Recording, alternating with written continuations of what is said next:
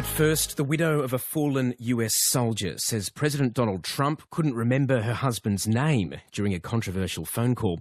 Her husband was killed on a military mission in Africa, and she says the stumbling during the president's call had hurt her the most. President Trump denies the claim and, adding to the controversy, are new comments criticising his own war record after he'd escaped the draft with a medical certificate about a condition he admitted last year was temporary. Ann Barker reports. Donald Trump may well be wishing he'd never rung Myesha Johnson last week, the young widow of a Special Forces soldier, LaDavid Johnson, who was killed in Niger early this month. In the days after, President Trump described it as a very nice call, but Myesha Johnson didn't see it that way. Instead, she's backed claims by a Democrats congresswoman that President Trump couldn't even remember her husband's name and made comments that only added to her grief. What he said was... The president? Yes, the president said that he knew what he signed up for, but it hurts anyways. And it made me cry because I was very angry at the tone of his voice and how he said it. Like he couldn't remember my husband's name. The only way he remembered my husband's name because he told me he had my husband report in front of him. And that's when he actually said LaDavid. I heard him stumbling on trying to remember my husband's name. Democrats Congresswoman Frederica Wilson was in the car with Myesha Johnson as she went to Miami Airport to collect her husband's body. She overheard the phone conversation and later criticised the US president as insensitive. Donald Trump has since accused Ms. Wilson of fabricating her story, and now on Twitter he's attacked her as wacky.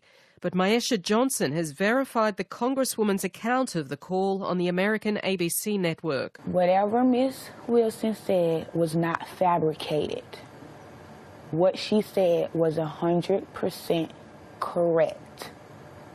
It was Master Sergeant Neal, me, my aunt, my uncle, and the driver, and Ms. Wilson in the car. The phone was on speakerphone. Why would we fabricate something like that?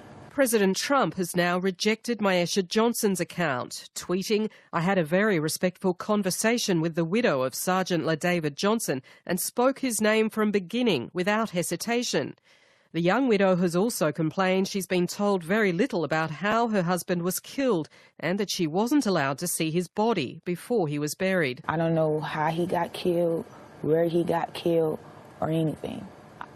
I don't know that part. What did they tell you?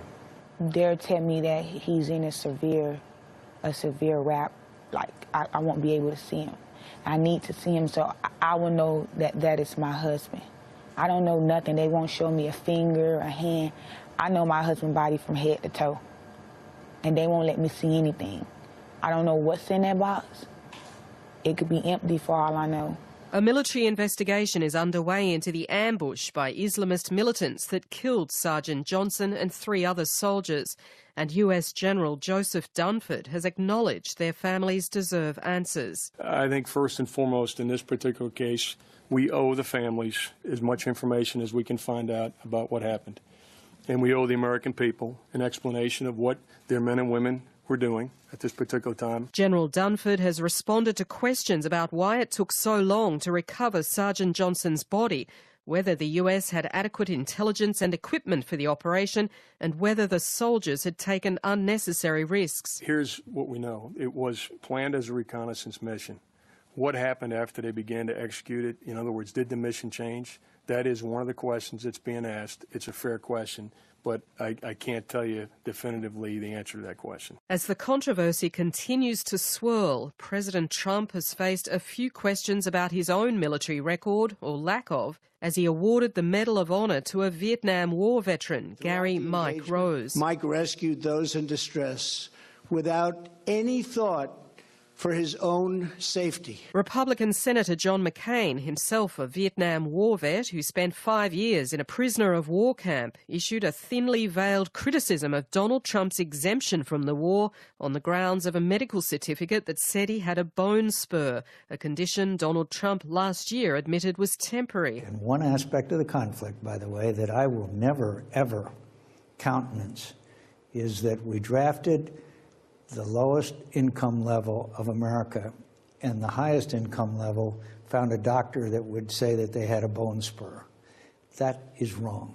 That is wrong. If we're going to ask every American to serve, every American should serve. To me, that's a black mark on the history of this country, asking those who have the lowest income level to do the fighting for us while the wealthiest stayed home. President Trump is yet to respond to Senator McCain's claims. Anne Barker reporting.